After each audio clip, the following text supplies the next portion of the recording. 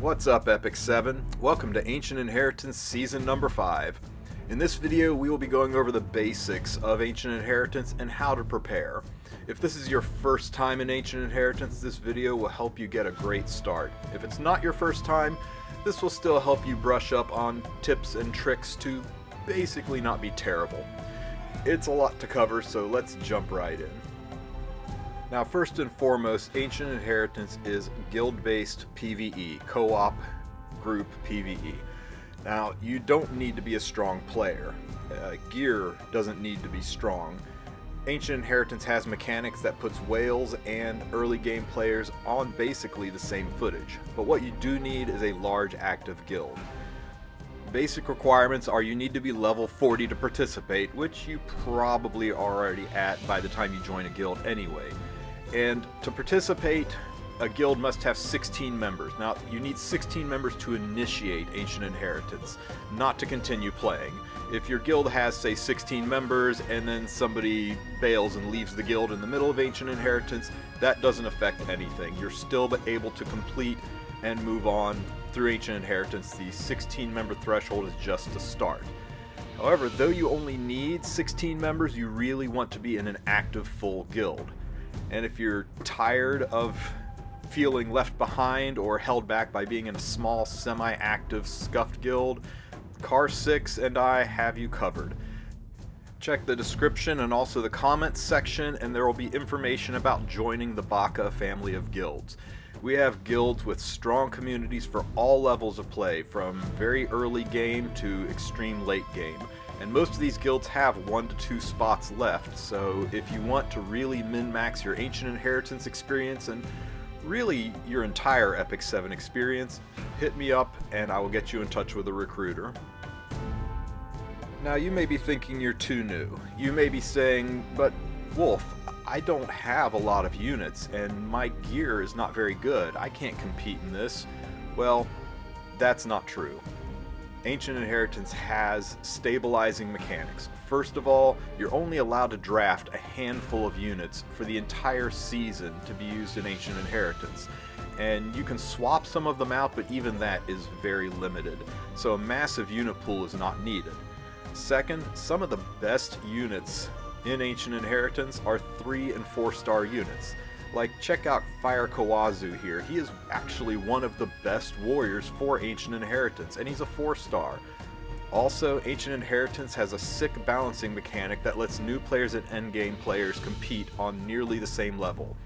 You see, gear stats are normalized.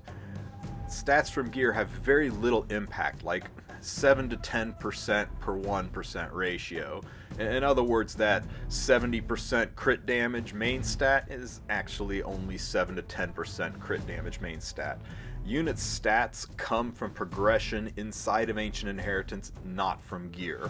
That's why my boy here is sporting the first plus 15 item I ever made, a blue level 60 neck. Ancient Inheritance also normalizes other aspects of the unit.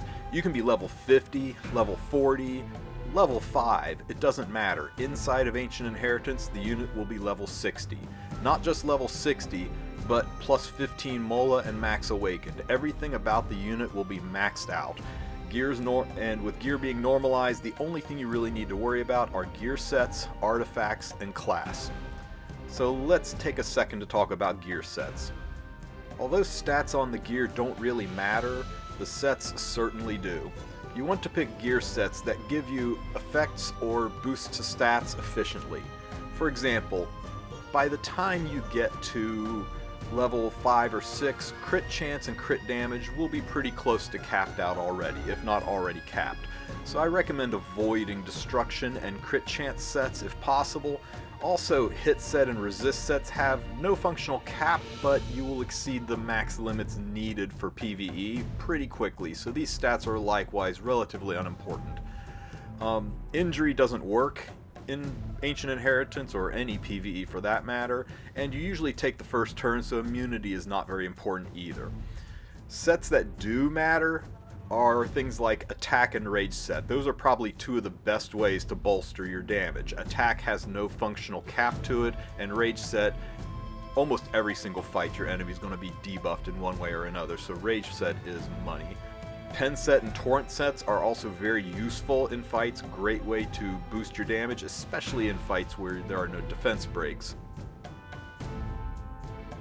Utility sets are kind of OP here as well. Counter Set gives you extra attacks and damage, which is really important, especially when you are trying to proc debuffs off artifacts. And Lifesteal Set, which is crazy good. Lifesteal Set is one of the cornerstones for running 1- and 2-man teams, which you will find yourself doing a lot of at higher levels. 1- and 2-man teams are a great way to efficiently kill off normal monsters to power level your characters, and due to having such a small pool of heroes, having Lifesteal Set really facilitates this. Because win or lose, once you use a unit, you can't use that unit again until the following day. Now let's discuss how the AI leveling system works. You earn enhancement points as you explore, fight, collect loot, even just walk around. You use these enhancement points to level your class, not individual units, you enhance classes. This is the reason you want to limit yourself to 2 or 3 classes tops. You don't want to spread these points out and become a jack of all trades, master of none. This tree is one that I built from Season 2, I believe. I went Warriors as my primary class with Rangers and Weavers for backup support. To this day, I believe it's the strongest combo, these 3 classes, either Warrior Weavers or Warrior Ranger Weavers. But you can pick just about any class and make it successful. Look at the difference between these areas. This is why you do not want to spread your gear out across a lot of classes. This is the exact same gear on both units, the left side at level 2, the right side at level 10. This is why you want to be focused. You don't want a skill tree that looks like this. This is a fake skill tree, but you see what I mean.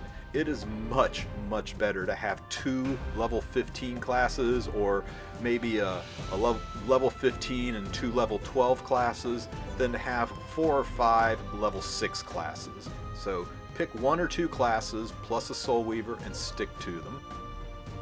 Now let's talk about classes for a second. Each class has kind of found its own niche. I still stand by Warriors being the strongest class for Ancient Inheritance, followed closely by Rangers and Mages. And of course, those would have to be coupled with Weavers. You always are going to need some Soul Weavers. I plan to run Warrior Ranger Weaver in Season 5. The reason being is that, in my opinion, Warriors have the largest depth of debuffs, tankiness, damage, and also possess a healing artifact like Sigurd's.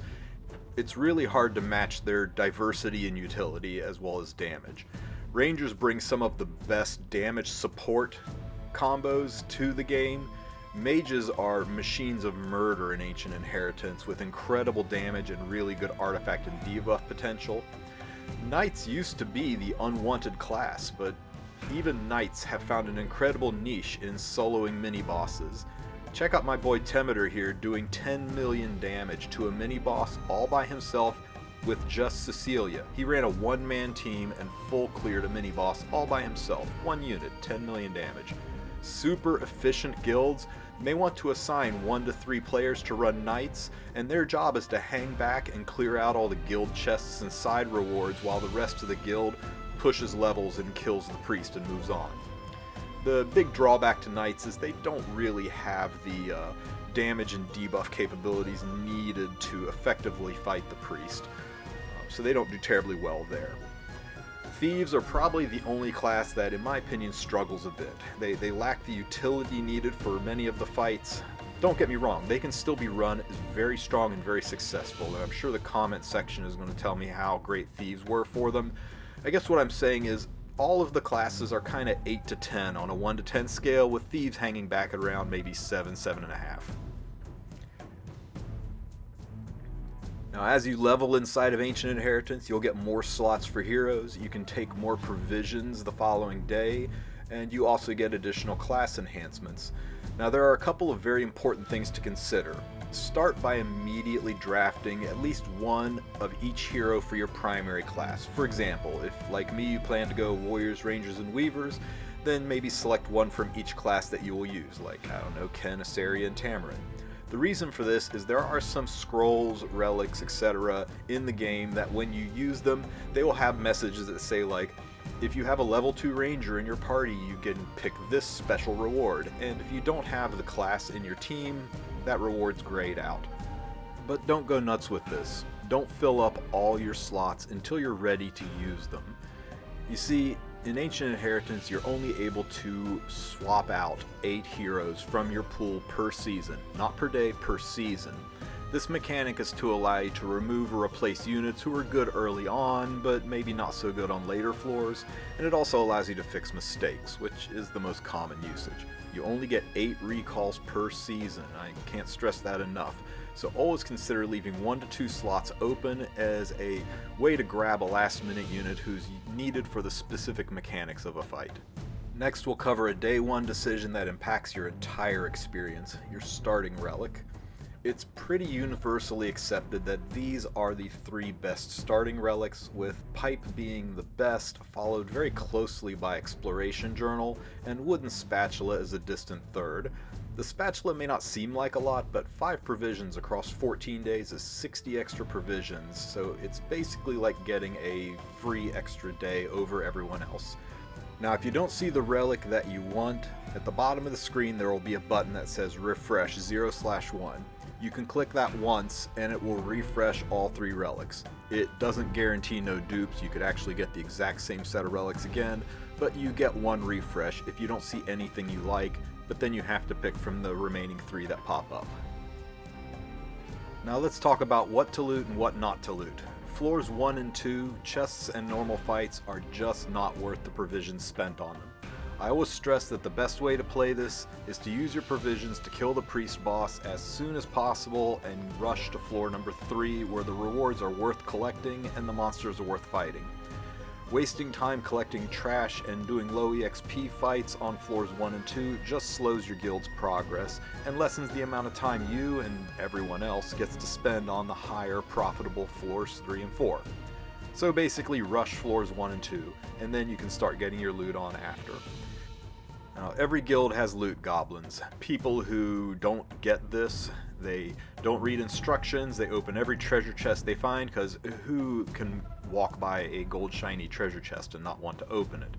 It's every guild's organizer or captain's job to try to make sure they mitigate this as much as possible and discourage loot goblin activity. You likely won't be able to stop it, but do your best to curtail it. It will help your guild's progress. Now speaking of efficiency, on a personal level, provisions are unforgiving. There is no undo button, so go slow, count the hexes, and take time to make sure that you have the provisions needed to get the job done. Like on this map here, I wanted to go and get that scroll before fighting the priest, but I have 16 provisions. It will take 3 to walk to the scroll, 3 to use it, and then 5 to walk to the priest. That's 11 provisions, leaving me with 5. Well, it takes 7 provisions to fight the priest, so I wouldn't have been able to attack today. So instead I walked to the priest today, did my fight, and then I went and got that scroll the following day. To help you plan out your course of action, the brilliant mind of Bread started making maps. A few seasons ago I joined him, and since then the Bread team has expanded to include a small, very hard-working team of map makers who scrape data off of Asian server streamers to make maps for you like this one from last season. These maps will always be posted in the description of the video, so feel free to copy them, use them to help organize your guild, or even just for your own personal movements. I will also post and make public the maps that I make for the Baka guilds with pathing and team instructions. These are of course for your reference only. Every guild should find their own way to optimize their teams, movements, and pathing based on their own guild size and needs, but hopefully this will help serve as a reference. Well, now that I have talked your ear off and turned what I intended to be a short video into a long one, I'm going to wrap things up for this introduction video. Long story short, there don't seem to be any changes from last season other than the gear set rewards. As always, I plan to post my daily AI movements in the form of a walkthrough video to help guide you along in case you need some assistance or want to see what's ahead. It's nice to have the strategies for fighting the different bosses and to see the maps in advance. I hope you enjoy those videos and that they help you out.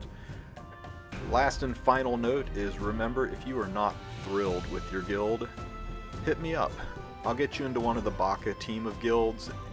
You won't have any regrets. Well, that's all for now. Have a great rest of your weekend, and don't forget, like and subscribe.